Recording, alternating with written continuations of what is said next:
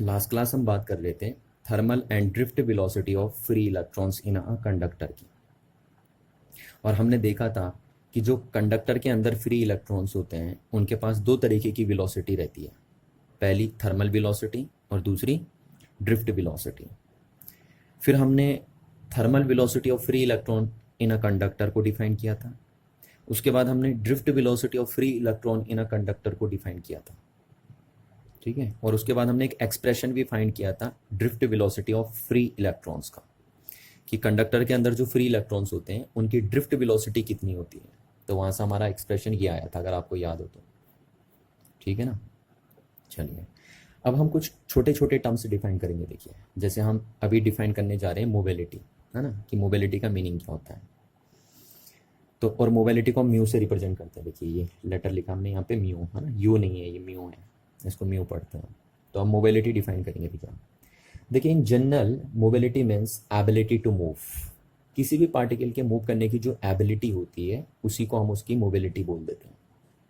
जैसे एक पार्टिकल है वो ज़्यादा तेज चल रहा है तो हम बोलेंगे इसकी मोबिलिटी ज़्यादा है भाई।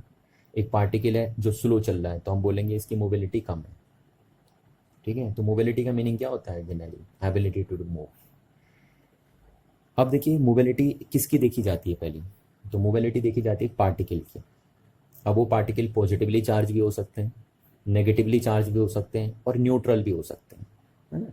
किसी भी टाइप के पार्टिकल की मोबिलिटी देखी जाती है।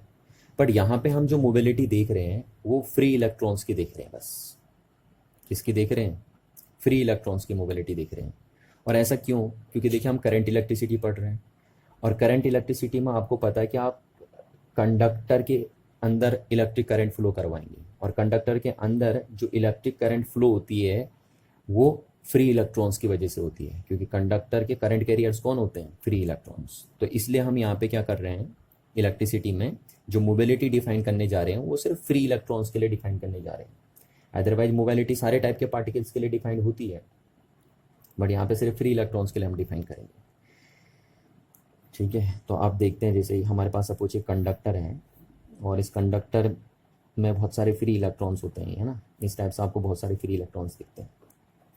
अब देखिए क्या है कि अगर मैं इलेक्ट्रिक फील्ड अप्लाई कर दूं, एक बैटरी के हेल्प के बेस पे हम इलेक्ट्रिक फील्ड अप्लाई कर दें इस कंडक्टर को, तो इसके जो फ्री इलेक्ट्रॉन्स हैं वो इस डायरेक्शन में ड्रिफ्ट करने लग जाते हैं। देखिए ये, है ना, ये आपने पढ़ा है, ये बताया था मैंने लास्ट क्लास आपको, ये ड्रिफ्ट करने लग जाते हैं। तो जिस वेलोसिटी से ये इलेक्ट्रॉन ड्रिफ्ट करते हैं एक्सटर्नल इलेक्ट्रिक फील्ड की प्रेजेंस में, उसको हम बोलते हैं ड्रिफ्ट वेलोसिटी। बोलते नहीं बोलते हैं? तो इलेक्ट्रिसिटी में अगर हम मोबिलिटी का मीन देखें कि इलेक्ट्रिसिटी में मोबिलिटी का मीन्स क्या होता है, तो इलेक्ट्रिसिटी में मोबिलिटी का मीन्स होता है एक चार्ज का मोशन इलेक्ट्रिक फील्ड के अंडर में। जैसे यहाँ पे देखिए एक चार्ज मोशन कर रहा है इलेक्ट्रिक फील्ड के अंडर में ना, तो इसी को हम मोबिलिटी बोलते हैं। तो हम बोल सकते हैं कि in electricity mobility means ability of motion of charge under electric field.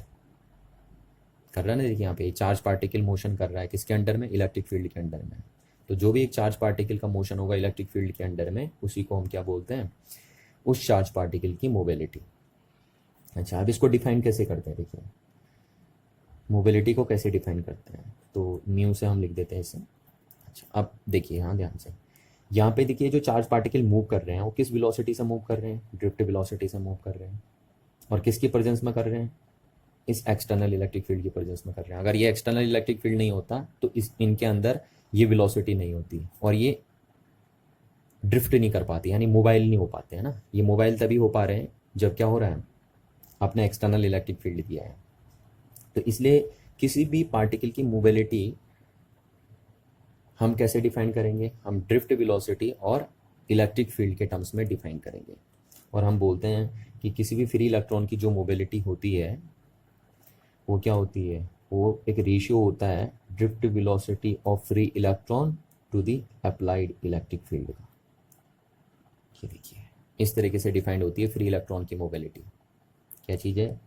The mobility of free electron is the ratio of drift velocity of the free electron to the applied electric field. ये clear है ना बात? चलिए अब देखिए, since आपने देखा था कि ड्रिफ्ट वेलोसिटी है तो वो है E upon M into tau, तो इसकी वैल्यू हम यहाँ पुट कर देते हैं। तो मोबिलिटी का फॉर्मूला क्या आ गया हमारे पास? EEM up into tau divided by e. यहाँ से ई से ई कैंसिल आउट हो गया तो म्यू इक्वल टू हो गया आपका E upon M into tau. याद है? अच्छा, अब यहाँ पे आप एक चीज़ गौर करेंगे, देखिए चाहे मटेरियल कोई सा भी हो, है ना, जितने भी मटेरियल होते हैं, कोई भी कंडक्टर आप ले लीजिए, चाहे आप कॉपर लीजिए, सिल्वर लीजिए, एल्युमिनियम लीजिए, कोई भी हो, उन सब के फ्री इलेक्ट्रॉन्स पे चार्ज सेम होता है। इस फॉर्मूले में ये क्या है, देखिए चार्ज ऑन इलेक्ट्रॉन, ये है मास ऑफ फ्री इलेक्ट्रॉन, और ये है एवरेज रिलैक्सेशन टाइम। तो आपको पता है चाहे किसी भी कंडक्टर के फ्री इलेक्ट्रॉन्स हो, सबका चार्ज सेम होता है, सबका मास सेम होता है।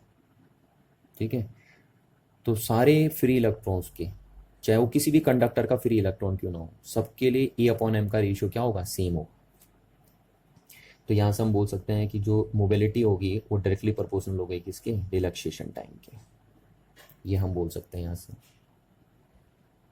ठीक है, क्योंकि ये तो सारे फ्री इलेक्ट्रॉन्स के लिए क्या होगा, सेम होगा, चाहे वो किसी भी कंडक्टर का फ्री इलेक्ट्रॉन क्यों ना हो। अच्छा, अब यहाँ से हम देखिए क्या बोलेंगे, हम एक सेंटेंस बोलते हैं कि the mobility of free electrons, the mobility of free electrons depends upon the, दो चीज़ों पे डिपेंड करता है। किसी भी फ्री इलेक्ट्रॉन्स की जो मोबिलिटी होती है वो दो बातों पे डिपेंड करती है। पहला देखिए, पहला डिपेंड करती है नेचर ऑफ मटेरियल पे, नेचर ऑफ मटेरियल या कंडक्टर बोल दीजिए, क्योंकि यहाँ पे हम कौन सा मटेरियल लेंगे, कंडक्टर लेंगे। तो कह रहा पहला फैक्टर ये है जिस पे किसी भी फ्री इलेक्ट्रॉन की मोबिलिटी डिपेंड करती है, वो है नेचर ऑफ मटेरियल, और दूसरा है टेम्परेचर ऑफ मटेरियल या टेम्परेचर ऑफ कंडक्टर। ठीक है, इन दो बातों पे डिपेंड करती है। देखिए अब हम ऐसा क्यों बोलते हैं, देखिए ना, कि किसी भी फ्री इलेक्ट्रॉन की जो मोबिलिटी होती है वो इन दो बातों पे ही डिपेंड क्यों करती है। तो इस चीज़ को समझ लेते हैं। देखिए समझते कैसे हैं, पहले तो आप इसको देखिए, रिलैक्सेशन टाइम क्या होता था, relaxation time two successive collision के बीच का टाइम होता था। जैसे एक इलेक्ट्रॉन ये है और ये यहाँ से जाके अगर यहाँ कोलाइड करेगा, है ना, तो एक कोलिजन यहाँ पे हुआ, दूसरा कोलिजन यहाँ पे हुआ, तो ये दो सक्सेसिव कोलिजन जो होंगे उनके बीच का जो टाइम होता था उसको हम बोलते थे रिलैक्सेशन टाइम। अच्छा, अब आपको पता देखिए कि हर कंडक्टर के जो फ्री इलेक्ट्रॉन्स हैं उनकी मूव करने की एबिलिटी अलग अलग है। जैसे सपोज मैंने कॉपर का इलेक्ट्रॉन लिया, तो कॉपर के इलेक्ट्रॉन की मूव करने की एबिलिटी डिफरेंट होगी सिल्वर के इलेक्ट्रॉन से। ठीक है, अलग अलग एबिलिटी है ना। जरूरी तो नहीं है कि जितना तेज मूव कॉपर का इलेक्ट्रॉन कर रहा होगा उतना ही स्पीड से मूव कर रहा होगा सिल्वर का इलेक्ट्रॉन भी, ऐसा तो जरूरी नहीं है। तो हर एक जो कंडक्टर होता है उसके जो फ्री इलेक्ट्रॉन्स होते हैं उनकी मूव करने की एबिलिटी अलग अलग होती है। तो उनकी मूव करने की एबिलिटी अलग अलग है तो उनके लिए रिलैक्सेशन टाइम भी अलग अलग होगा। ठीक है, तो अगर रिलैक्सेशन टाइम अब अलग अलग होगा तो ओबियसली उनकी मोबिलिटी भी डिफरेंट डिफरेंट होगी। इसीलिए हम कहते हैं कि जो मोबिलिटी होती है फ्री इलेक्ट्रॉन्स की वो नेचर ऑफ मटेरियल पे डिपेंड करती है या नेचर ऑफ कंडक्टर पे डिपेंड करती है। सेकंड क्या देखिए, सेकंड है टेम्परेचर। आपको पता है कि टेम्परेचर और रिलैक्सेशन टाइम का इनवर्स रिलेशन होता है, है ना। किसी कंडक्टर का अगर आप टेम्परेचर इंक्रीज करते हैं तो उसके इलेक्ट्रॉनों को एनर्जी मिलती है, है ना। कंडक्टर का अगर आप टेम्परेचर इंक्रीज करेंगे तो उसके जो फ्री इलेक्ट्रॉन्स होते हैं उनको क्या मिलती है, एनर्जी मिलती है। उनको एनर्जी मिलती है तो फास्ट मूव करते हैं, और अगर वो फास्ट मूव करते हैं तो उनका रिलैक्सेशन टाइम डिक्रीज हो जाता है, यानी वो आप जल्दी जल्दी कोलाइड करते हैं। ठीक है, तो तभी हम बोलते हैं कि जो टेम्परेचर होता है वो इन्वर्सली प्रोपोर्शनल होता है रिलैक्सेशन टाइम के, क्योंकि जितना ज़्यादा टेम्परेचर कंडक्टर को होगा उतना ज़्यादा तेज़ी से मूव करेंगे उसके इलेक्ट्रॉन, क्योंकि उनको एनर्जी मिल गई टेम्परेचर से। और वो जितना ज़्यादा जल्दी मूव करेंगे, जितना तेज़ी से मूव करेंगे टेम्परेचर बढ़ाने से, उतना जल्दी जल्दी वो कोलाइड करेंगे, और जितना जल्दी वो कोलाइड करेंगे तो उनका रिलैक्सेशन टाइम क्या हो जाएगा, डिक्रीज हो जाएगा, है ना। क्योंकि अगर इलेक्ट्रॉन जल्दी कोलाइड करते हैं तो रिलैक्सेशन टाइम कम होगा, देर में कोलाइड करते हैं तो रिलैक्सेशन टाइम ज़्यादा होगा। तो आप देखिए, आप देख रहे हैं कि रिलैक्सेशन टाइम टेम्परेचर के इन्वर्सली प्रोपोर्शनल है। तो क्योंकि रिलैक्सेशन टाइम टेम्परेचर पे डिपेंड करता है और मोबिलिटी रिलैक्सेशन टाइम पे डिपेंड करती है, तो इसलिए हम बोल सकते हैं कि जो मोबिलिटी है वो टेम्परेचर पे भी डिपेंड करती है कंडक्टर के, है ना। क्योंकि देखिए देखिए ये दोनों आपस में कनेक्टेड हैं और फिर ये म्यू के साथ कनेक्टेड है, तो इसलिए म्यू भी किसके साथ कनेक्टेड हो जाएगा, टेम्परेचर के साथ कनेक्टेड हो जाएगा। तो चलिए आई होप आपको इतनी बात समझ में आ गई होगी, है ना। तो ये चीज़ ध्यान रखना कि किसी भी फ्री इलेक्ट्रॉन की जो मोबिलिटी होती है वो दो बातों पे डिपेंड करती है। एक तो उस कंडक्टर का नेचर कैसा है, यानी वो सिल्वर का है या कॉपर का है या एल्युमिनियम का है, और दूसरा उस कंडक्टर के टेम्परेचर पे भी डिपेंड करेगी। अगर कंडक्टर का टेम्परेचर ज़्यादा होता है तो उसका रिलैक्सेशन टाइम कम होगा, और अगर रिलैक्सेशन टाइम कम होगा तो उसके जो फ्री इलेक्ट्रॉन है उनकी मोबिलिटी भी क्या हो जाएगी, कम हो जाएगी। चलिए अब डिफाइन करते हैं सेकेंड नाम लेते हैं ना। ये तो आपको समझ में आ गया होगा कि मोबिलिटी क्या चीज़ है। नेक्स्ट हम बात करते हैं करंट डेंसिटी की। करंट डेंसिटी, तो देखिए करंट डेंसिटी को हम जे से रिप्रेजेंट करते हैं ना, और एक वेक्टर क्वांटिटी होती है। अब समझिए देखिए क्या चीज़ है। आपको मैंने लास्ट क्लास बताया था कि करंट एक स्केलर क्वांटिटी होती है, और क्यों करंट स्केलर क्वांटिटी होती है उसका रीज़न भी मैंने आपको वहाँ पे बताया था। अब हम करंट से ही एक ऐसी क्वांटिटी डिड्यूस करते हैं जो वेक्टर फॉर्म में नज़र आती है आपको, यानी हम करंट को ही एक वेक्टर फॉर्म देंगे। तो जब हम करंट को एक वेक्टर फॉर्म देते हैं तो एक जो नई क्वांटिटी बन के आती है उसी का नेम होता है करंट डेंसिटी, यानी करंट का ही वेक्टर फॉर्म है। समझ में आ रही ना बात, करंट का ही क्या है, वेक्टर फॉर्म। इसलिए तो हम बोल रहे हैं कि करंट डेंसिटी एक वेक्टर क्वांटिटी है। चलिए अब करंट डेंसिटी कैसे डिफाइंड होती है उसको हम बात कर लेते हैं। तो सपोज एक कंडक्टर है, ठीक है, इसको आपने एक्सटर्नल इलेक्ट्रिक फील्ड दिया और इसमें जो ये फ्री इलेक्ट्रॉन है मूव करने लगे इस डायरेक्शन में। ये बहुत बार आप बात कर चुके हैं। अच्छा, यहाँ पे ये सपोज इसका क्रॉस सेक्शनल एरिया है ना, ये जो मैंने ले लिया ये ए क्या है, इस कंडक्टर का क्रॉस सेक्शनल एरिया है, ठीक है। तो अब आपको पता है इलेक्ट्रॉन इधर मूव करेंगे तो करंट किधर मूव करेगी, करंट इस डायरेक्शन में मूव करेगी, उल्टा मूव करती है करंट, है ना। इलेक्ट्रॉन इधर मूव करते हैं तो करंट इधर मूव करती है। और ये कंडक्टर का क्या है, कह रहा हूँ मैं, क्रॉस सेक्शनल एरिया, है ना। एरिया नहीं है, क्या है, क्रॉस सेक्शनल एरिया, ध्यान रखना इस चीज़ का। चलिए, क्योंकि इसमें से इलेक्ट्रॉन पास होके जा रहे हैं ऐसे करके, या करंट इधर पास होके जा रही है इस एरिया में से।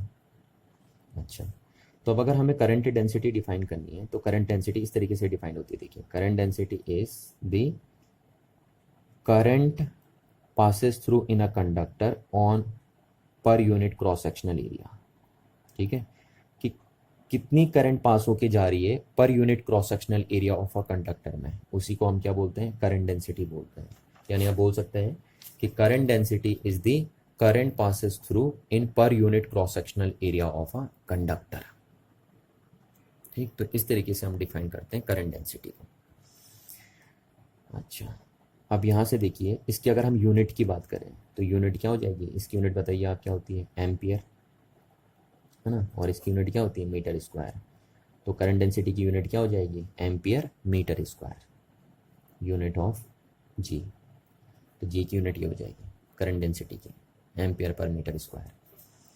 चलिए अब यहाँ से देखिए हम इसको कैसे लिखते हैं, आई इजिकल्स टू जे, और जे मैं कह रहा हूँ एक वेक्टर क्वांटिटी है ना, और ए, जब ये ए इधर जाएगा तो ये देखिए ये, और एरिया मैं आपको पहले भी बता चुका हूँ कि एक वेक्टर क्वांटिटी होती है। गॉस थ्योरम में इस बात को हम क्लियर कर चुके थे कि एरिया एक वेक्टर क्वांटिटी होती है। तो आई इक्वल्स टू हम क्या लिख सकते हैं, ये जे एक वेक्टर क्वांटिटी होती है, और ए, ये ए इधर जाएगा और ए भी एक वेक्टर क्वांटिटी होती है।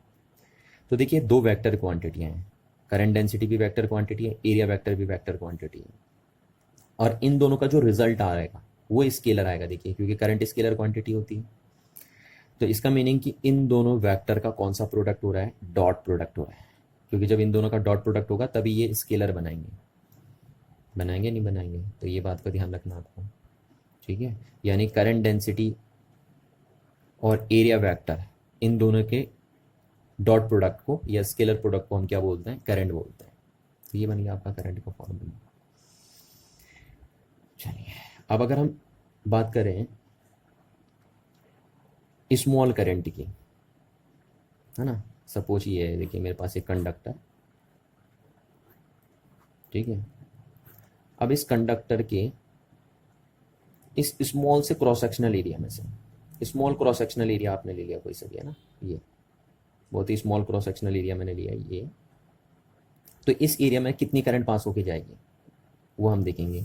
तो भैया जब एरिया स्मॉल होगा तो करंट भी स्मॉल होगी, तो यहाँ से हम उसको स्मॉल करंट बोल देंगे डी आई। तो डी आई इक्वल टू क्या हो जाएगा, J dot D A vector. ये देखिए समझ में आ रही ना बात। तो आप इस तरीके से भी डिफाइन कर सकते हैं। देखिए भैया जब एरिया छोटा होगा, स्मॉल एरिया होगा, तो उससे जो करंट पास होकर जाएगी वो भी स्मॉल होगी। और ये बार बार कह रहा हूँ मैं, कौन सा एरिया है, क्रॉस सेक्शनल एरिया। देखिए इस चीज़ को अगर आप खोलते भी हैं तो कैसे खुलता है, जे ए कॉस थीटा, खुलता नहीं खुलता है। देखिए इस टाइप से डिफाइंड होता है आपको। चलिए तो ये चीज़ है। अब देखिए अगर इस फॉर्मूले से हमें क्या करना है, टोटल करंट निकालनी है। सपोज टोटल करंट, तो हम कैसे निकालेंगे, इसको इंटीग्रेट कर देंगे, है ना, इसको इंटीग्रेट कर देंगे आप, ये डॉट डी। तो ये डिफरेंशिएशन से इंटीग्रेशन कैंसिल आउट हो गया और आई इक्वल टू क्या हो गया, जे डॉट डी ए। ये बन गया देखिए आपके पास। कि अगर आपको स्मॉल करंट पता हो तो आप लार्ज करंट ऐसे कैलकुलेट कर सकते हैं। ठीक है, ये एक्सप्रेशन बन गया। चलिए तो ये करंट डेंसिटी का कंसेप्ट था, हल्का छोटा सा ही कंसेप्ट था और इसलिए मैंने आपको बता दिया। और इस बात को यहाँ पे जरूर ध्यान रखना है कि यहाँ पे जो एरिया होता है, कौन सा एरिया होता है, क्रॉस सेक्शनल एरिया होता है। ठीक है, क्रॉस सेक्शनल एरिया मतलब इस एरिया को बोलते हैं जो, जब क्रॉस सेक्शनल एरिया ऐसे समझ लीजिए आप कि इसको क्रॉस सेक्शनल एरिया बोलेंगे अगर ऐसा होगा तो। समझ में आ रही ना बात। अगर करंट ऐसे पास हो रही होगी तो इस चीज़ को हम क्या बोलेंगे, क्रॉस सेक्शनल एरिया, क्योंकि इससे क्रॉस होके जा रहा है देखिए चार्ज, करंट, ये चार्ज। ठीक, अब हम देखते हैं एक रिलेशन, बड़ा फेमस रिलेशन है ये पेपर में कभी कभी पूछा भी जाता है आपसे ना, तो इम्पोर्टेंट क्वेश्चन है। देखिए ये इम्पोर्टेंट रिलेशन है। ठीक है, ये सीधा डायरेक्ट क्वेश्चन भी आपसे पूछ दिया जाता है कि find the relation between drift velocity, किससे लिखते हैं हम, ड्रिफ्ट वेलोसिटी को ही लिखते हैं, drift velocity and electric current. Electric current, इन दोनों के बीच में रिलेशन पता करिए। ये डायरेक्ट क्वेश्चन पूछा जाता है पेपर में। और देखिए ध्यान रखना ये चीज़, ये आगे भी बहुत काम आएगा आपके। ठीक है, जब आप ओम्स लॉ और आगे चीज़ें पढ़ेंगे, रेजिस्टेंस, रेजिस्टिविटी, तो वहाँ पे भी ये चीज़ काम आने वाली है आपकी। तो ध्यान से देखना इस रिलेशन को। हमें रिलेशन कैलकुलेट करना है, फाइंड, ये रिलेशन फाइंड करना है drift velocity and electric current के बीच में। चलिए तो पहले हम ले लेते हैं, देखिए कंडक्टर है ना, क्योंकि पता है आपको ड्रिफ्ट वेलोसिटी किसकी होती है, फ्री इलेक्ट्रॉन्स की होती है। और फ्री इलेक्ट्रॉन्स कहाँ मिलते हैं, कंडक्टर में मिलते हैं। तो आपने एक कंडक्टर ले लिया एल लेंथ का, सपोज एल लेंथ का हमने कंडक्टर ले लिया और ए इसका क्रॉस सेक्शनल एरिया है ना, ये इसका क्रॉस सेक्शनल एरिया। देखिए इतने एरिया में से पास होके जाएंगे इलेक्ट्रॉन्स। ठीक है, ऐसे या ऐसे, तो इसलिए हम इसको क्या बोलते हैं, क्रॉस सेक्शनल एरिया बोलते हैं। ये देखिए जो ये है, ये क्रॉस सेक्शनल एरिया इसका। तो एल लेंथ का हमने कंडक्टर लिया और उसका क्रॉस सेक्शनल एरिया ए ले लिया। अच्छा, अब इस कंडक्टर के अंदर आपको पता है बहुत सारे फ्री इलेक्ट्रॉन्स होते हैं ना, ये बात मैं आपको बहुत बार बता चुका हूँ। देखिए ऐसे फ्री इलेक्ट्रॉन्स बहुत सारे होते हैं। अब अगर आपको इनको ड्रिफ्ट करवाना है तभी तो आप रिलेशन निकालेंगे ना। देखिए हेडिंग में ही लिखा है ड्रिफ्ट वेलोसिटी। तो भैया ड्रिफ्ट तो तभी होते हैं इलेक्ट्रॉन जब आप क्या करते हो, उसको एक्सटर्नल इलेक्ट्रिक फील्ड देते हो। तो अब आपको ये एक्सटर्नल इलेक्ट्रिक फील्ड देना पड़ेगा। ठीक है, यहाँ से आपने ये एक्सटर्नल इलेक्ट्रिक फील्ड दे दिया। तो सपोज हमने वी वोल्ट की बैटरी लगा दी, यहाँ से एक्सटर्नल इलेक्ट्रिक फील्ड देने के लिए क्या लगा दिया आपने, वी वोल्ट की बैटरी लगा दी। और क्यों लगा रहे हैं हमें बैटरी, क्योंकि तभी इलेक्ट्रॉन क्या करेंगे, ड्रिफ्ट करेंगे। और जब ड्रिफ्ट करेंगे तभी तो हम ये रिलेशन फाइंड कर पाएंगे, क्योंकि अगर इलेक्ट्रॉन ड्रिफ्ट ही नहीं करेंगे तो उनके अंदर ड्रिफ्ट वेलोसिटी नहीं होगी, और ड्रिफ्ट वेलोसिटी नहीं होगी तो फिर रिलेशन कैसे फाइंड करोगे आप। तो इसलिए हमने बैटरी लगाई और इस वी वोल्ट की बैटरी लगाई, उसने एक्सटर्नल इलेक्ट्रिक फील्ड दे दिया इस कंडक्टर को। तो वी वोल्ट की बैटरी लगाने से टर्मिनल हायर पोटेंशियल पे आ गया और ये टर्मिनल लोअर पोटेंशियल पे आ गया ना, यानी वी वोल्ट की बैटरी ने पोटेंशियल डिफरेंस क्रिएट कर दिया कंडक्टर के अक्रॉस। चलिए अच्छा, अब वी वोल्ट की बैटरी जो आपने लगाई है, यानी वी पोटेंशियल डिफरेंस आपने जो अप्लाई किया है वो एल लेंथ में अप्लाई किया है ना। वी पोटेंशियल डिफरेंस कहाँ अप्लाई किया आपने, एल लेंथ में अप्लाई किया है। तो यहाँ से मैं बोल सकता हूँ कि कितना इलेक्ट्रिक फील्ड इस कंडक्टर को मिला है। क्या कैलकुलेट कर सकते हैं आप? यस, हम बिल्कुल कैलकुलेट कर सकते हैं। देखिए हमने एक रिलेशन पता किया था, क्योंकि हमें पता था इलेक्ट्रिक फील्ड क्या होता है, नेगेटिव ग्रेडियंट ऑफ पोटेंशियल होता है ना। तो यहाँ पे देखिए कि ये जो ये पोटेंशियल डिफरेंस है, तो हम वी पोटेंशियल डिफरेंस अप्लाई कर रहे हैं और कितनी लेंथ में, ये डिस्टेंस होती थी ना, तो कितनी लेंथ में अप्लाई कर रहे हैं, एल लेंथ में। तो ये बन गया यहाँ से। तो यहाँ से हम रिलेशन निकाल सकते हैं कि अगर आपको पता है आपने कितनी वोल्ट की बैटरी लगाई है कंडक्टर के क्रॉस जिसकी लेंथ एल है, तो उससे कितना इलेक्ट्रिक फील्ड बनेगा, इस 20 वोल्ट की बैटरी से कितना इलेक्ट्रिक फील्ड सप्लाई हुआ इस कंडक्टर को, वो हम बता सकते हैं। ईच को क्या बन जाएगा, V/I, है ना। ये इलेक्ट्रिक फील्ड आपने दिया, और उस इलेक्ट्रिक फील्ड की डायरेक्शन क्या होगी, इधर होगी, प्लस टू माइनस टर्मिनल में। अच्छा, अब इस फील्ड की वजह से, जिसकी वैल्यू इतनी होगी, उसकी वजह से देखिए हम क्यों बोल रहे हैं इलेक्ट्रिक फील्ड ऐसे ना, क्योंकि आपको पता है बैटरी की भी दी होती है, आपको किसी भी बैटरी का पोटेंशियल आपको दिया होता है और लेंथ आपको दी होती है कंडक्टर की। तो अगर आपको दोनों वैल्यू पता है तो आप यहाँ से बता सकते हैं कि आपने कंडक्टर को कितना इलेक्ट्रिक फील्ड दिया है। ठीक, अब इस इलेक्ट्रिक फील्ड की वजह से इलेक्ट्रॉन क्या करने लग जाएंगे, ड्रिफ्ट करने लग जाएंगे, और इलेक्ट्रॉन जिस वेलोसिटी से ड्रिफ्ट करते हैं उसी को हम बोलते हैं ड्रिफ्ट वेलोसिटी, है ना। अब ये इलेक्ट्रॉन ड्रिफ्ट वेलोसिटी से इधर मूव करने लग जाएंगे, और जब ये इलेक्ट्रॉन ड्रिफ्ट करते हैं तभी ये करंट का फॉर्मेशन करते हैं। ठीक है, और अगर इलेक्ट्रॉन इधर ड्रिफ्ट करते हैं तो करंट की डायरेक्शन ये होती है, देखिए। तो अगर ये इलेक्ट्रॉन ड्रिफ्ट नहीं करते तो ये करंट का फॉर्मेशन नहीं कर सकते थे। तो जो करंट बनती है वो इलेक्ट्रॉन के ड्रिफ्ट होने की वजह से बनती है। तो आगे देखिए, ड्रिफ्ट वेलोसिटी भी आ गई, करंट भी आ गई। अब हमें इन दोनों के बीच में रिलेशन फाइंड करना है। ठीक है, तो हम कहीं एक से शुरुआत करेंगे, या तो आप ड्रिफ्ट वेलोसिटी से शुरुआत कर लीजिए या करंट से शुरुआत कर लीजिए। तो चलिए अब हम देखते हैं, करंट से लेके चलते हैं ना, क्योंकि रिलेशन निकालना है तो कहीं एक से शुरुआत तो करनी पड़ेगी आपको। तो हम करंट से शुरुआत कर लेते हैं। तो हम लिखते हैं the current passes through in a conductor, the current passes through the conductor. ठीक है, कितनी करंट पास होके जा रही है, देखिए कंडक्टर से। तो करंट का फॉर्मूला क्या होता है, करंट का फॉर्मूला होता है चार्ज अपॉन टाइम। अच्छा, चार्ज अपॉन टाइम, है ना। तो ये क्या है, आप करंट को ऐसे बोल सकते हो, it is the rate of flow of charge. ये इस तरीके से डिफाइन करते हैं आप। तो यहाँ पे जो Q है वो हमने मान लिया कि Q is the total charge passes through this conductor. ठीक है, Q क्या मान लिया मैंने, total charge passes through this conductor, कि इस कंडक्टर में से टोटल कितना चार्ज पास होके जा रहा है। अच्छा, ये Q है ना। अच्छा, अब यहाँ पे जो T है वो क्या होगा, तो T हम ये मान, T क्या होता है यहाँ पे, अगर हम बोल रहे हैं कि ये total charge passes through the conductor है, तो ये T क्या होगा, ये T वो टाइम होगा जितने टाइम में ये चार्ज फ्लो हो रहा है। यानी आप बोल सकते हैं here Q is the total charge passes through this conductor and T is the time for which a Q charge is passes through that conductor। ठीक है, तो ये ध्यान रखना आपको कि Q यहाँ पे क्या है और T क्या है। चलिए, अब अगर हमें Q की वैल्यू निकालनी है पहले, कि कितना चार्ज इस कंडक्टर से फ्लो होके जा रहा है, हमें ये निकालना है। अच्छा, तो आपको पता है देखिए कि इस कंडक्टर में कौन सा चार्ज फ्लो हो रहा है, सिर्फ फ्री इलेक्ट्रॉन्स फ्लो हो रहे हैं ना। भैया चार्ज किसके पास है इस कंडक्टर में, फ्री इलेक्ट्रॉन्स के पास, और वो फ्री इलेक्ट्रॉन ही तो फ्लो हो रहे हैं। तो अब हमें देखना है कि टोटल कितना चार्ज इसमें से पास होके जा रहा है। तो अगर आपको टोटल चार्ज निकालना है तो पहले आप देखेंगे कि कितने फ्री इलेक्ट्रॉन्स इस कंडक्टर में हैं, है ना, कितने फ्री इलेक्ट्रॉन इस कंडक्टर से पास होके जा रहे हैं। तो हम लिख लेते हैं कि suppose n is the number of free electrons in the conductor. ठीक है, इन द कंडक्टर, ये मान लिया मैंने कि टोटल इसमें कितने इलेक्ट्रॉन है, n is the total number of free electrons. Capital N हमने मान लिया है कि इस कंडक्टर में टोटल क्या है, नंबर ऑफ फ्री इलेक्ट्रॉन्स है।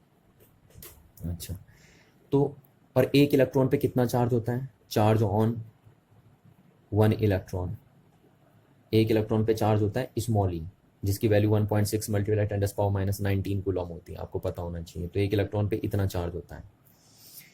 ठीक, तो आपको पता चल गया, मतलब आप हमने ये मान लिया कि n फ्री इलेक्ट्रॉन्स हैं इस कंडक्टर में टोटल, और एक इलेक्ट्रॉन पे ई चार्ज है। तो अब हम मेरे को बताइए कि टोटल चार्ज कितना होगा फिर जो इस कंडक्टर में फ्लो होके जा रहा है। तो हम बोल सकते हैं कि therefore total charge passes through in a conductor is n × e। इतना ही तो होगा ना, क्योंकि टोटल फ्री इलेक्ट्रॉन्स इस कंडक्टर में कितने मान लिए हमने, n मान लिए, और एक इलेक्ट्रॉन पे कितना चार्ज है, ई चार्ज है। तो टोटल कितना चार्ज पास होके जा रहा है यहाँ से, n × e। इसको हम क्वांटाइजेशन रूल से भी समझ सकते हैं। तो यहाँ से हमने ये कैलकुलेट कर लिया कि टोटल कितना चार्ज पास होके जा रहा है इस कंडक्टर में से, इतना, है ना। ये देखिए इतना होगा। अब देखिए एक चीज़ थोड़ा सा यहाँ पे हम बेवकूफ़ों वाली कर रहे हैं। अगर आप ऐसा करते हैं तो ये थोड़ा बेवकूफ़ों वाली हरकतें हो जाती हैं। कैसे, देखिए हम इस कंडक्टर में कितने इलेक्ट्रॉन हैं उनको हम कभी नहीं गिन सकते, ठीक है, बहुत सारे होंगे ना यार। एन की वैल्यू मैंने आपको बताई थी एक बार पहले कि एन की वैल्यू अप्रोक्सीमेटली 10⁻28 to 29 इलेक्ट्रॉन्स होते हैं पर मीटर क्यूब में।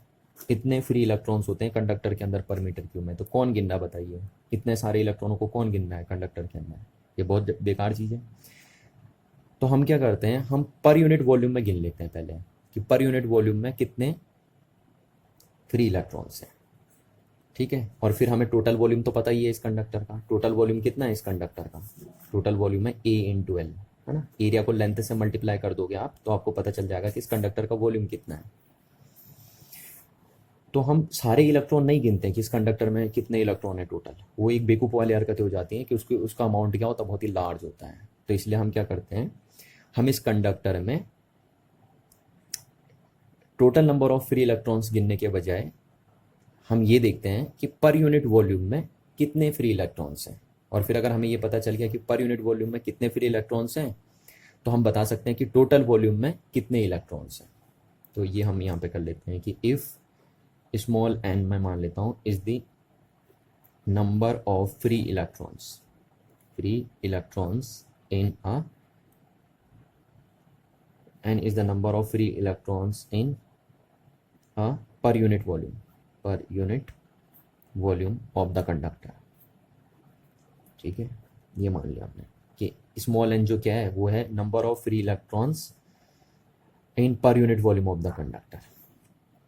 ठीक है, तो जो हम ये बोलेंगे कि स्मॉल n है क्या है, वो है ना कि number of electrons in per unit volume, कि पर यूनिट वॉल्यूम में कितने इलेक्ट्रॉन्स हैं। ये हो गया, ये ध्यान रखना। अच्छा, तो यहाँ से आप बता सकते हैं कि ये क्या है, number of electrons in per unit volume. ठीक है, तो यहाँ ये हम n यहाँ से कैलकुलेट कर सकते हैं। n की वैल्यू क्या हो जाएगी, स्मॉल n इंटू वी, ये हो जाएगी। और यहाँ पे ध्यान रखना है चीज़ का, ये क्या है, total number of free electrons in a conductor, और ये क्या है, number of electrons in per unit volume. तो n की वैल्यू कितनी हो गई, यहाँ से n की वैल्यू हो गई स्मॉल n इंटू वी। अब इस कंडक्टर का वॉल्यूम कितना होगा, तो वो भी मैंने आपको बताया था A/N। ठीक, तो इतने फ्री इलेक्ट्रॉन्स होंगे यहाँ पे, देखिए। चलिए, तो इसको इक्वेशन नंबर फर्स्ट में मान लेता हूँ, इसको इक्वेशन नंबर सेकंड मान लेता हूँ, इसको इक्वेशन नंबर थर्ड मान लेता हूँ। तो देखिए अब इससे चलिए, तो देयरफॉर हम यहाँ बोल सकते हैं कि Q इक्वल्स टू क्या होगा, n। तो n की वैल्यू ये हो गई, है ना, और E ये चल रहा है। देखिए, तो इतना चार्ज पास होके जा रहा है कंडक्टर में से। ठीक है ना, ठीक है, तो ये आपने बता दिया कि टोटल कितना चार्ज पास होके जा रहा है इस कंडक्टर में से। ठीक है, तो इस फॉर्मूले के बजाय आप ये फॉर्मूला यूज़ करेंगे, देखिए, है ना, क्योंकि ये कैलकुलेट करना कह रहा हूँ बहुत टफ होता है। अब भैया ये तो पागलों वाले हरकतें हो जाएंगी नहीं यार, कौन बताएगा इतने सारे कितने फ्री इलेक्ट्रॉन्स इस कंडक्टर में से पास होके जा रहे हैं।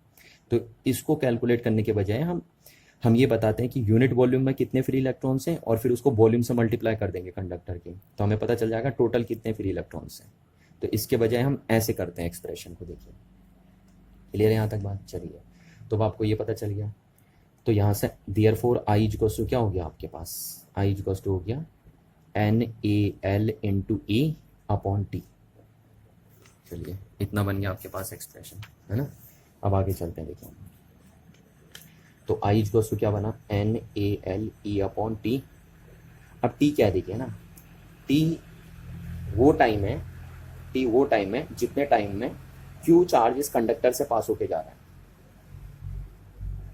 ठीक है, तो वो हमें निकालना है। तो अब हम T निकालते हैं। तो यहाँ से क्या है, देखिए, सिंस T इक्वल्स टू क्या होगा, तो आपको पता है, देखो क्या है, वेलोसिटी इक्वल्स टू फॉर्मूला क्या होता है, डिस्प्लेसमेंट अपॉन टाइम। ये फॉर्मूला आपने पढ़ा ना।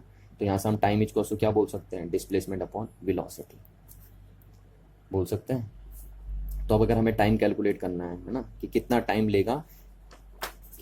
लेगा ये Q चार्ज इस कंडक्टर में से फ्लो होने में, अगर आप हमें वो कैलकुलेट करना है तो हम इस फॉर्मूले से कैलकुलेट कर सकते हैं। देखिए, तो हम डिस्प्लेसमेंट, कितना डिस्प्लेसमेंट हो रहा है, देखिए, ये इलेक्ट्रॉन है ना, यहाँ से यहाँ तक बोल लेना हम, क्योंकि Q चार्ज कौन सा मान के चल रहे हैं, जो इस कंडक्टर में से फ्लो होके जा रहा पूरा का पूरा। तो इस कंडक्टर में जब चार्ज चल रहा है तो उसको कितनी लेंथ चलनी पड़ी, देखिए, यहाँ से लेकर यहाँ तक चल रहा होगा ना, तो L लेंथ चलनी पड़ रही है। डिस्प्लेसमेंट कितना करना पड़ रहा है उसको, यहीं से यहीं तक तो करना पड़ रहा है, क्योंकि हम टोटल चार्ज देख रहे हैं ना कि इस कंडक्टर में से टोटल कितना चार्ज फ्लो के जा रहा है। तो टोटल चार्ज को कितना लेंथ फॉलो करनी पड़ी इस कंडक्टर में, एल लेंथ फॉलो करनी पड़ी। ठीक, अच्छा, और किस वेलोसिटी के साथ, किस वेलोसिटी के साथ चल रहे हैं चार्ज, तो आपको पता है ड्रिफ्ट वेलोसिटी के साथ चल रहे हैं, क्योंकि करंट जो इलेक्ट्रॉन बनाते हैं वो सिर्फ ड्रिफ्ट वेलोसिटी की वजह से बनाते हैं, है ना। तो ये इलेक्ट्रॉन जो चल रहे हैं वो ड्रिफ्ट वेलोसिटी के साथ चल रहे हैं, तो आप ऐसे लिख सकते हैं, देखिए। तो ये वो टाइम है जितने टाइम में क्यू चार्ज इस कंडक्टर में से फ्लो होके जा रहा है, तो उसको आप ऐसे कैलकुलेट कर सकते हैं। ठीक, तो देयरफॉर हम यहाँ से बोल सकते हैं कि आई इक्वल टू क्या हो गया, N A L E upon L upon V D, ये बन गया। ये टी की वैल्यू हमने रख दी यहाँ पे, अब एल से एल कैंसिल आउट हो गया, तो आई इक्वल टू क्या बन गया, एन ई ए, और ये वी डी ऊपर चले गया, ये बन गया। ये आ गया आपके पास रिलेशन। तो इस रिलेशन को आपको अच्छे ढंग से याद रखना, देखिए ना, ये रिलेशन है देखिए करंट और ड्रिफ्ट वेलोसिटी के बीच में। ठीक है, तो आपने किया क्या, देखिए आपने सिंपली क्या किया, आपने कंडक्टर लिया, उसको अप्लाइड इलेक्ट्रिक फील्ड दिया, है ना, वी वोल्ट की बैटरी से, एल लेंथ में आपने एल लेंथ में वी वोल्ट का पोटेंशियल डिफरेंस क्रिएट कर दिया। तो यहाँ से आप बता सकते हैं कि इतना इलेक्ट्रिक फील्ड आपने इस कंडक्टर को सप्लाई कर दिया, अगर आपको बैटरी की पोटेंशियल पता है और लेंथ ऑफ द कंडक्टर पता है। तो अब हमें निकालना था ड्रिफ्ट वेलोसिटी और करंट के बीच में रिलेशन, तो हम करंट से स्टार्ट किया है ना। आप चाहे तो ड्रिफ्ट वेलोसिटी से भी स्टार्ट कर सकते थे, पर हमने करंट से स्टार्ट किया, तो करंट का फॉर्मूला हमने लिख दिया, क्यू अपॉन टी। अब हमें ये कैलकुलेट करना है, ये कैलकुलेट करना है, बस आप अगर हम इन दोनों को कैलकुलेट कर लेंगे तो करंट और ड्रिफ्ट वेलोसिटी के बीच में रिलेशन आ जाता है। तो देखिए कितना चार्ज, हम ये बोलते हैं कि क्यू क्या था, total charge passes through this conductor, और टी क्या था, उस चार्ज को पास होने में जितना टाइम लगता है उस क्यू चार्ज को, वो था। तो हमने क्यू निकाला। क्यू कैसे निकाला, एक तरीका ये और दूसरा तरीका ये है।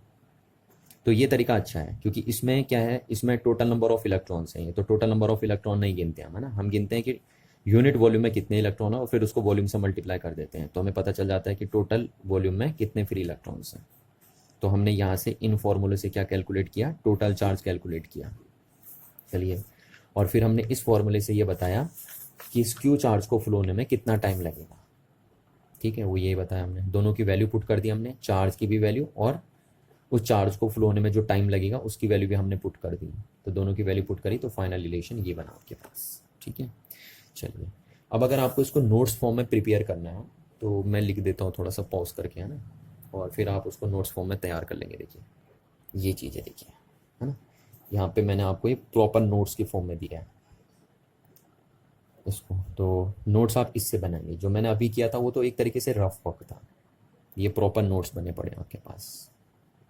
ठीक है, तो आपको कॉपी में इसके थ्रू नोट्स बनाने। चलिए, तो अब देखिए इस रिलेशन से हम बहुत सारे रिलेशन और भी बना सकते हैं। ठीक है ना, देखिए जैसे कैसे, यहाँ देखिए, देखिए ना, इससे एक रिलेशन हमें भी बना सकते हैं। देखिए आई, इस ए को मैं नीचे ले आया, आई अपॉन ए कर दिया मैंने, एन ई वी डी बन गया, और आई अपॉन ए को अभी अभी मैं बोला था जी बोलते हैं, करंट डेंसिटी, तो एन ई वी डी एक रिलेशन, देखिए ये भी बन गया न्यूमेरिकल सॉल्व करने के लिए, बस, है ना, ये सब फॉर्मूले हम सिर्फ न्यूमेरिकल सॉल्व करने के लिए बनते हैं।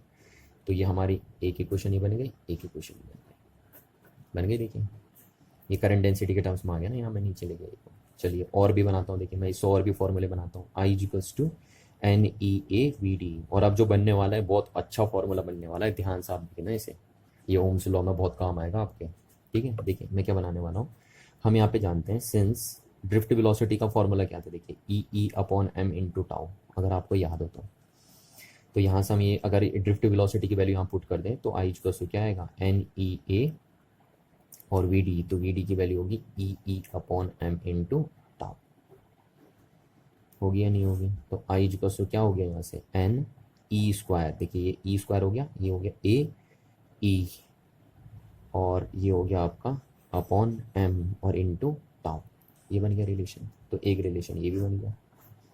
अच्छा, अब इसी में देखिए, और अगर मैं क्या कर दूँ, सिंस ई कितना था आपका, ई इक्वल्स टू था वी अपॉन एल, अभी अभी बताया था ना मैंने आपको शुरू में कि E equals to V upon L होता है, तो अगर मैं ई की वैल्यू भी यहाँ पुट कर देता हूँ तो आई इक्वल्स टू कितना आ जाएगा, देखिए N E square A upon M into V upon L और इंटू टाउ, बन गया। चलिए अब आई इक्वल्स टू क्या होगा, देखिए एन ई स्क्वायर,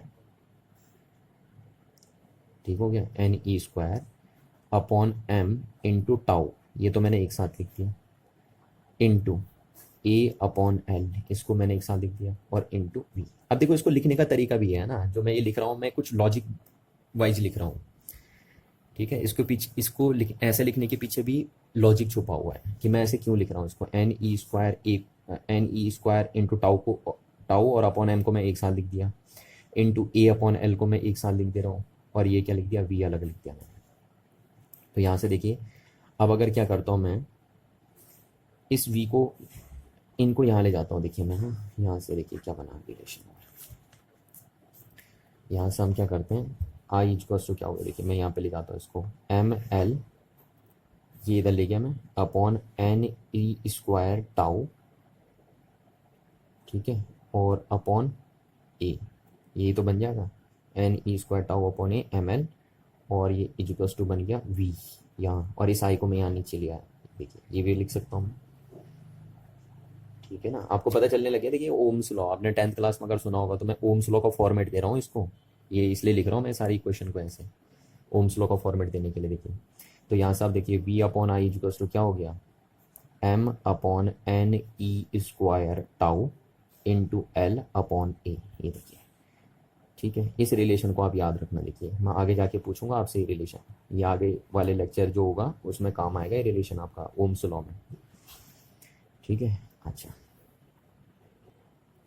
अब इस रिलेशन को अगर आप ध्यान से देखेंगे तो देखिए क्या है, ये यहाँ पे क्या है, ये है मास ऑफ इलेक्ट्रॉन, ये क्या है, number of electrons in per unit volume, ये क्या है, चार्ज ऑन इलेक्ट्रॉन, ये है रिलैक्सेशन टाइम, ये है लेंथ ऑफ द कंडक्टर, और ये है area of cross sectional of the conductor.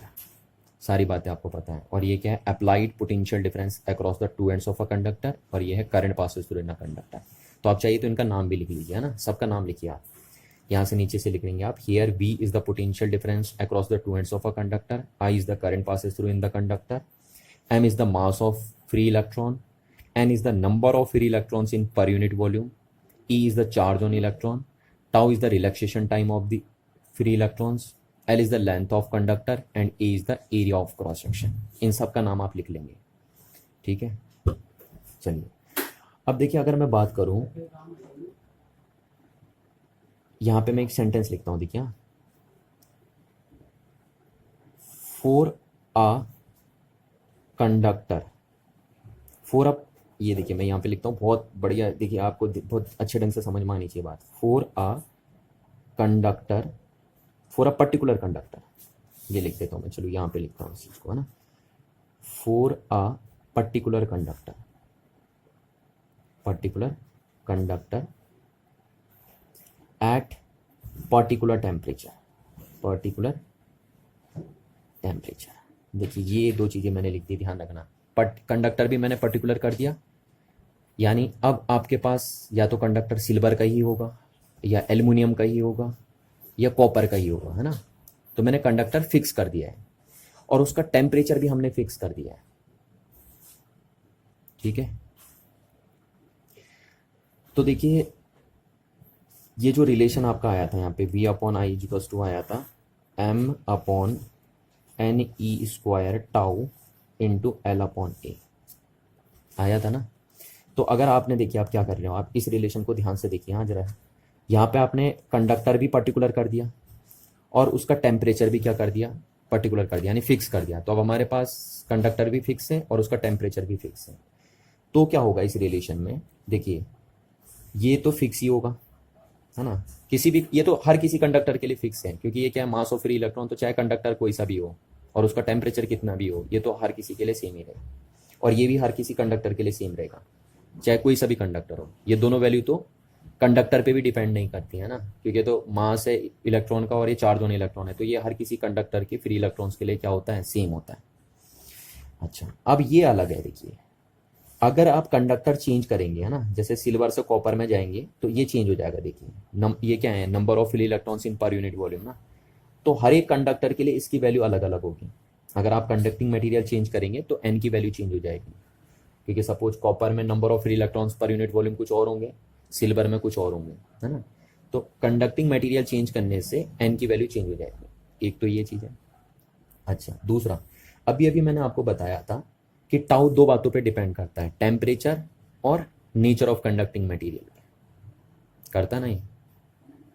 ठीक, तो यानी मटेरियल चेंज करने से या मटेरियल का टेम्परेचर चेंज करने से टाउ चेंज हो जाता है। क्लियर है ना बात? ये बात आपको समझ में आनी चाहिए। तो यानी अगर मैं मटेरियल को फिक्स कर दूं और उसके टेम्परेचर को भी फिक्स कर दूं तो अब ये चीज़ भी चेंज नहीं होगी और ये चीज़ भी चेंज नहीं होगी, क्योंकि ये दोनों चीज़ें किस पे डिपेंड करती हैं? नेचर ऑफ मटेरियल पे, या नेचर ऑफ मटेरियल और दूसरा टेम्परेचर पे डिपेंड करती हैं दोनों चीज़ें। और वो दोनों चीज़ें मैंने यहाँ फिक्स कर दी हैं। मैं मटेरियल भी फिक्स कर दिया हूँ और मटेरियल का टेम्परेचर भी फिक्स कर दिया मैंने। मटेरियल बोल दीजिए या कंडक्टर बोल दीजिए आप, है ना? तो दोनों चीज़ें मैंने फिक्स कर दी। तो अब ये तो फिक्स पहले से ही था, ये भी फिक्स था। नेचर ऑफ मटेरियल और टेम्परेचर ऑफ मटेरियल फिक्स करने से ये भी फिक्स हो गया और ये भी फिक्स हो गया। ठीक, और ये तो फिक्स हो गई, क्योंकि आप जब पर्टिकुलर कंडक्टर की बात कर रहे हो तो उसकी लेंथ फिक्स होगी, उसका एरिया भी क्या होगा? फिक्स होगा। तो इसलिए यहाँ से हम बोल सकते हैं कि एक पर्टिकुलर कंडक्टर के लिए एक पर्टिकुलर टेम्परेचर पे ये जो वैल्यू है ये एक कांस्टेंट हो जाएगी। ध्यान रखना इस बात का, है ना? ये बात ध्यान रखना। क्या कह रहा हूँ मैं? ये बात बहुत इंपॉर्टेंट बात है। देखिए कि एक पर्टिकुलर कंडक्टर के लिए एक पर्टिकुलर टेम्परेचर पे इस फैक्टर की वैल्यू कांस्टेंट होगी। क्यों कांस्टेंट होगी? क्योंकि देखिए ये तो सबके लिए सेम है, ये सबके लिए सेम है। Material of conductor and temperature of conductor fix करने से ये भी फिक्स हो गया, ये भी फिक्स हो गया, ये भी फिक्स हो गया और ये भी फिक्स हो गया। लेंथ फिक्स ही हो जाएगी भैया, जब कंडक्टर पर्टिकुलर है तो लेंथ फिक्स हो गई, एरिया भी फिक्स हो जाएगा, है ना? और नंबर ऑफ फ्री इलेक्ट्रॉन्स भी फिक्स हो जाएंगे और रिलैक्सेशन टाइम भी फिक्स हो जाएगा, अगर आप ये दोनों चीज़ों को क्या रखते हैं? कांस्टेंट रखते हैं तो। ठीक, पर अगर आप इन दोनों चीज़ों में से एक भी चीज़ चेंज करते हो, आप कंडक्टर का टेम्परेचर चेंज कर दोगे तो फिर ये फैक्टर चेंज हो जाएगा। या फिर कंडक्टर का मटेरियल ही चेंज कर दोगे आप, पहले सपोज आपने सिल्वर लिया था और अब आप कॉपर ले रहे हो, तो फिर ये फैक्टर क्या हो जाएगा? चेंज हो जाएगा। पर अगर ये आपने ना तो मटेरियल चेंज किया ना टेम्परेचर चेंज किया तो फिर ये फैक्टर क्या रहेगा? हमेशा कांस्टेंट रहेगा। तो यहाँ से हम बोल सकते हैं कि फॉर अ पर्टिकुलर मटेरियल या for a particular conductor at particular temperature this factor is always be behaves like as a constant, and that's why we can say V upon I is equal to constant।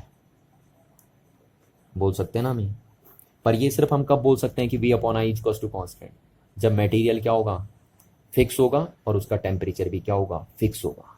ध्यान रखिए इस बात को, ये बहुत important बात है आपके सिलेबस के पॉइंट ऑफ व्यू से, कि V अपॉन I का रेशियो कांस्टेंट कब आता है? जब एक मटेरियल, कंडक्टर का मटेरियल फिक्स होता है और उसका टेम्परेचर भी क्या होता है? फिक्स होता है।